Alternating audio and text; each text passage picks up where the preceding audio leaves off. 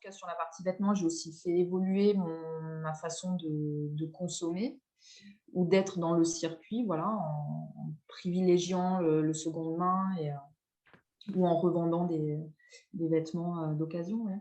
Et nous, on est passé au commerce de proximité, enfin à tout ce qui est revente, achat d'occasion. On pratiquait déjà l'achat, mais on fait aussi pas mal de ventes. Et après, sur la partie voiture, où tout le monde dit que ça coûte plus cher, nous, ça fait un an qu'on est passé, on n'a qu'une seule voiture, ça fait un an qu'on est passé à l'électrique. Donc, bon, je ne vais pas dire qu'on rigole un petit peu, mais on regarde tout le monde faire la queue. Et puis, pour l'instant, je dis bien pour l'instant, nous, on a économisé de l'argent sur la partie carburant, quasiment 200 euros par mois. Donc, mécaniquement, ces 200 euros par mois qu'on ne mettait pas dans l'essence, enfin qu'on ne met plus dans l'essence, on peut le mettre ailleurs. Euh,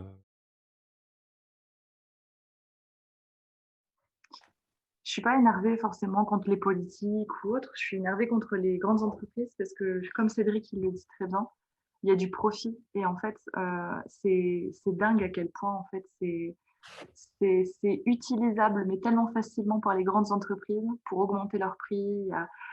Enfin, la guerre en Ukraine, en effet, il y a le Covid, voilà. Les gens, en fait, les grandes entreprises en fait créent un besoin. Donc les gens en fait ont peur qu'il y ait des pénuries comme l'essence, comme les pâtes, comme les papiers toilettes, ce genre de choses. Les gens se ruent là-dessus. Automatiquement, en fait, il n'y en a plus en rayon. Bah, les grandes entreprises font quoi? Ils produisent, mais ils vont payer plus cher parce il y en a moins disponibles. Donc les demandes sont plus fortes. Donc pour moi, c'est les grandes entreprises en fait qui actuellement en fait sont le gros point noir de notre société. Et c'est ce qui m'énerve le plus, vraiment. et puis moi, je trouve que ça fait, et on a eu Covid, on a eu Vladimir, tout est prétexte à augmentation. Alors, je ne sais pas si c'est fait exprès, mais une fois c'était le Covid, maintenant c'est l'Ukraine, l'année prochaine ça sera je ne sais pas quoi. Euh, on est juste des vaches à lait pour nous tirer du pognon. Ça fait que augmenter et on voit jamais quand ça baisse. Bah, disons qu'on enchaîne depuis le Covid, on enchaîne les événements et les situations voilà, dramatiques qui, on a l'impression, servent de prétexte voilà, pour certaines augmentations. Et oui, comme le dit Astrid, en fait, on a l'impression un peu d'être prise en otage en fait sur des menaces entre guillemets de on va manquer de tel ou tel produit prochainement, donc ce qui justifierait en fait une augmentation des prix, etc. Bon, mais tout ça, est-ce que c'est réel? Est-ce que c'est anticipé sur quelque chose qui peut potentiellement se produire ou pas du tout? Enfin, voilà, c'est l'impression de finalement se faire un peu berner. Voilà, pour le dire poliment. Je pense honnêtement que notre gouvernement en fait est tenu un peu, alors c'est peut-être une idée fausse hein, que j'ai, mais pour moi en fait j'ai cette sensation parfois que notre gouvernement est pris en laisse, est tenu en laisse par ces grandes sociétés. Et elles ont peur justement, ou elles osent pas, ou alors elles n'y arrivent pas à mettre en place en fait des amendes, une législation pour tout ça, parce que ces grandes sociétés en fait, c'est elles qui créent les emplois en France, c'est elles qui font marcher aussi principalement nos économies et tout. Et donc moi pour moi en fait j'ai l'impression parfois que le gouvernement voudrait faire des choses, mais elle est tenue en laisse parce que il y a ces grandes sociétés et c'est aussi pour ça que j'en parlais tout à l'heure, ça m'énerve vraiment franchement parce que elles font ce qu'elles veulent. C'est ça. Elles peuvent mettre la clim, même s'il fait 25 à Montpellier, elles peuvent mettre la clim en plein mois d'octobre dans leur supermarché. Elles laissent la lumière allumée même au-delà de 23h minuit, alors que dans les rues, il n'y a personne et c'est pas ça qui fait que demain, vous allez aller à Leclerc ou à Auchan parce que vous avez vu une ancienne lumineuse ou à 1h du matin. Non, du tout. Enfin, c'est plein de petites choses. C'est aberrant. Je trouve ça aberrant, mais pas dans le sens où je suis pas contre le gouvernement, mais enfin, c'est aberrant et c'est frustrant parce que je voudrais faire des économies, je voudrais pouvoir réduire mon chauffage, réduire mon électricité, et je voudrais que ça ait un impact réel en fait sur notre écologie, notre monde actuel. Mais je sais qu'en fait, même si je le fais et je le ferai, ça va pas avoir tant d'efforts, ça va pas avoir tant d'impact que le supermarché à côté de chez moi qui, lui, pompe toute l'énergie de la ville ou ce genre de choses, quoi. Donc, Que ce soit les très riches par rapport à leurs avions, etc., les grosses sociétés par rapport à leur consommation, le fait de demander à des entreprises d'éteindre leur lumière la nuit, que certaines entreprises n'acceptent pas, c'est juste aberrant, etc., etc. Il y a à tous les niveaux, quoi, en fait, concrètement. Et on voit qu'en fait, ces personnes importantes ou ces grosses sociétés ne veulent pas faire d'efforts, mais par contre, on en demande aux personnes quotidiennes, enfin voilà, au plus bas niveau. Donc c'est juste hallucinant. Et par contre, nous, on n'a pas le choix. Par contre, hein, on va faire passer des lois avec des amendes, etc. si c'est pas respecté, tout ça. Moi, je dirais, dans la force des choses, il faudrait que ça soit souhaitable, mais il faudrait que tout le monde l'applique de la même manière. Parce qu'il n'y a pas de... S'il y a une partie de la population, alors je ne parle pas forcément qu'en France, hein, mais enfin, on peut déjà raisonner au niveau de la France, en termes de population. S'il y a une partie de la population qui se bride, qui se limite à être, on va dire, sobre, alors qu'il y en a d'autres qui partent dans l'excès, c'est totalement injuste. Et pourquoi est-ce il y en a qui devraient se priver alors qu'il y en a qui dépassent largement ce qu'ils ont besoin? Il y a eu une période de surproduction, de surconsommation. Voilà. Et j'ai l'impression que c'est peut-être la fin de cette période-là et qu'on va amorcer un changement vers autre chose. Alors, un changement qu'on va être obligé de s'imposer peut-être, avec une prise de conscience collective et individuelle. Mais comme le disait Cédric, je crois, oui, c'est à condition que ce soit global. Voilà. Et que tout le monde, finalement, rentre dans cette voie-là pour que ce soit efficace. Pourquoi est-ce qu'en France, le gouvernement ou la classe politique n'arrive pas à adopter ce qui se passe dans d'autres pays? Alors, les pays nordiques qui sont beaucoup plus en avance là-dessus en termes de légitimité, parce qu'eux, ils donnent l'exemple pour le coup, et peut-être qu'en passant par ça, ça passerait mieux auprès d'un certain public. Parce que là, c'est donneur de leçons, mais surtout pas les appliquer. Je ne suis pas sûre qu'il y ait besoin de autant d'offres de produits, voilà, dans tous les domaines, dans l'alimentaire, dans le vestimentaire, etc., avec tout ce que ça induit sur les formes de production, voilà, que ce soit sur l'élevage animalier, sur les productions dans les pays en voie de développement, etc. Voilà, ça serait alors une grosse baguette magique pour tout, tout révolutionner. Voilà, et revenir, oui, vers un peu plus de sobriété, un peu plus de respect finalement de l'être humain où qu'il se trouve. Et voilà. Voilà.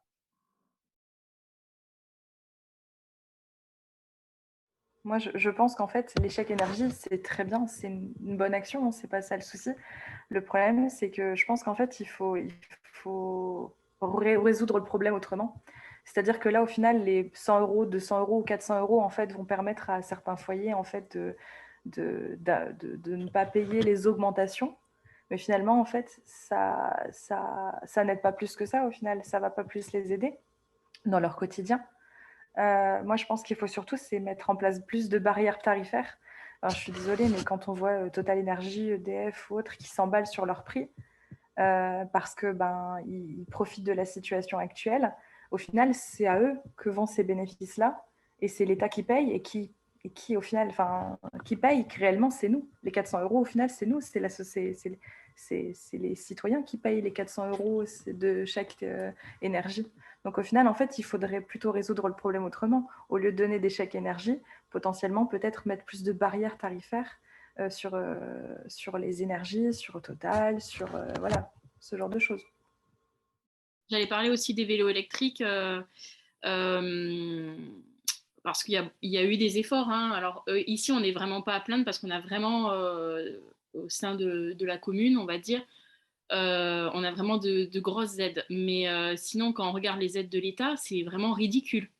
C'est-à-dire que là, ils ont fait une grosse campagne mi-août parce qu'ils avaient rehaussé l'aide, mais il faut gagner moins de 13 000 euros par an. Enfin, le revenu fiscal est de moins de 13 000 euros, mais enfin, c'est pas ça une aide en fait. Donc voilà, moi, ça me fait doucement sourire quand ils nous disent ça. Tout le monde ne peut pas se le permettre. Déjà, il faudrait peut-être on a à peu près 8 mois pour se faire rembourser quand on achète un vélo électrique. Enfin, tout ça, en fait, c'est bien joli de mettre des choses en place, d'inciter les gens à les faire, mais il faut mettre les moyens derrière. Donc ça, moi, je trouve que ça manque énormément. Ouais. Tout comme quand on parle d'énergie, etc. en général. Hein, oui, c'est bien de dire aux gens qu'il y a d'autres solutions, mais aidons-les, quoi. Par exemple, dans la région, chez moi, j'ai une commune qui est très moteur là-dedans en termes de développement des énergies alternatives, qui a créé une coopérative d'usagers pour justement grouper une installation, je crois que c'est solaire, ou même ils ont recréé une centrale, une petite turbine hydraulique, et en fait, ils ont créé leur régie d'énergie et ils se revendent de l'électricité. Et en fait, je pense qu'on est devenu trop dépendant de tout ce qui existe. Hein. On est captif du système d'électricité, du gaz. Alors ça, c'est pour la partie énergie, mais la partie fluide également, l'eau, tout ça. En fait, quelqu'un qui veut être autosuffisant, il arrive actuellement à développer un concept d'autosuffisance, mais on le considère juste comme un ermite, parce qu'il n'est pas normal, il n'est pas comme les autres, mais en fait, ça fonctionne. Il faut juste adapter le dispositif et changer de mode de vie. Hein. La semaine dernière, je regardais le journal télévisé et en fait, il y a eu un reportage qui disait que il y avait des supermarchés qui, par exemple, équipaient quasiment l'ensemble de leur parking en panneaux solaires. Et là où je suis en vacances actuellement, voilà, je vais être un peu plus précise, je suis en vacances à Arles, en Camargue. Et à Arles, il y a un Leclerc où il n'y a que des panneaux solaires. Et mon mari m'avait fait la réflexion quand on a été faire quelques courses la semaine dernière dans ce magasin, c'est que si les panneaux solaires se rejoignaient, on pouvait potentiellement même récupérer, en plus du soleil, l'eau qui pouvait couler sur le... Voilà. Et c'est des choses, je trouve, qui peuvent être mises en place, mais qui sont déjà mises en place, mais qui sont déjà très bien. Donc, et qui vont donner l'exemple, j'espère, à d'autres parkings de supermarchés, d'autres enseignes. Enfin, voilà. Je trouve ça bien. Je trouve que ça, c'est une bonne prise de conscience par rapport à certaines grandes sociétés. Donc, c'est pas mal. On voit la situation où est l'Allemagne d'hyperdépendance actuellement parce que justement, ils ont fait des choix totalement différents de la France. Après, la catastrophe Fukushima a également montré les limites du système. Moi, je suis dans une région, on a fermé la plus vieille centrale de France, hein, Fessenheim, avec toutes les questions que ça pose. Hein, est-ce qu'il fallait la fermer, surtout maintenant? Et qu'est-ce qu'on fait du site? On aurait pu le reconvertir, le réhabiliter. Moi, je pense que je reste persuadé pour l'instant que ça fait partie du mix énergétique qu'il faudra conserver avec toutes des sécurités réserves qu'il faut avoir, eu égard à l'expérience qu'on a pu avoir au Japon pour protéger les installations et pas reproduire cette catastrophe. Bien sûr, on pollue tous hein, de manière générale. Hein. On a tous juste notre existence de manière générale, on pollue. Mais il y a des personnes qui, en effet, ont plus de moyens, qui, au final, eux, en fait, excusez-moi du terme, s'en foutent un peu plus. Enfin, voilà, on parlait tout à l'heure des jets privés. Ça y est, j'ai un jet privé. Bah, pourquoi je m'embêterais à faire 3 heures de TGV alors que je peux le faire en 15 minutes? Bah, je vais prendre mon jet privé. Mais bon, c'est dommage, quoi. Je pense que oui, ceux qui ont les moyens, on va dire, il faut avoir une grosse conscience écologique pour polluer moins, ou en tout cas pas plus que ce que... Voilà. C'est clair que je vais pas, si j'ai de l'argent, pourquoi je vais me prendre la tête à faire 4 heures de Flixbus alors que je peux aller à un autre endroit en 1 heure en avion. Voilà, il faut avoir une conscience écologique. A contrario, il y a ceux aussi qui ont reçu le moins d'informations, qui ont été le moins éduqués, mais entre guillemets, hein, d'accord, à l'écologie, aux gestes, etc. Par exemple, ne serait-ce que le recyclage. Hein, il y a ça aussi. Il y a des gens qui manquent d'informations. C'est encore incroyable de nos jours de dire ça, mais c'est quand même une grosse partie de la population. Donc, il y a aussi, il n'y a pas qu'une question d'argent. Moi, je trouve, il y a aussi une question d'information et d'accès à l'information et surtout pas d'accès, mais en tout cas, qu'on emmène ces gens à l'information. Voilà, qu'on les mène vers l'information. On ne peut pas demander la même chose à quelqu'un une famille à 5 par rapport à quelqu'un qui est tout seul. Je veux dire, pour se déplacer à 5, vous avez besoin d'une grande voiture. En ratio rapporté à la personne, c'est plus efficace que quelqu'un qui se déplace tout seul. Dans un grand SUV à 5, c'est plus efficace au ratio rapporté qu'une personne qui se déplace seule dans une Twingo. Donc il faut comparer ce qui est comparable. Il y a aussi une question d'éducation. Voilà. Et on ne peut pas, comme moi en tout cas je le perçois depuis la crise Covid, infantiliser la population en permanence en érigeant des règles, alors qui sont tout à fait, pertinentes par ailleurs, mais je pense que la façon de les amener et sous forme d'un peu de règles péremptoires est pas forcément la bonne pour que ça s'inscrive dans la durée. Voilà.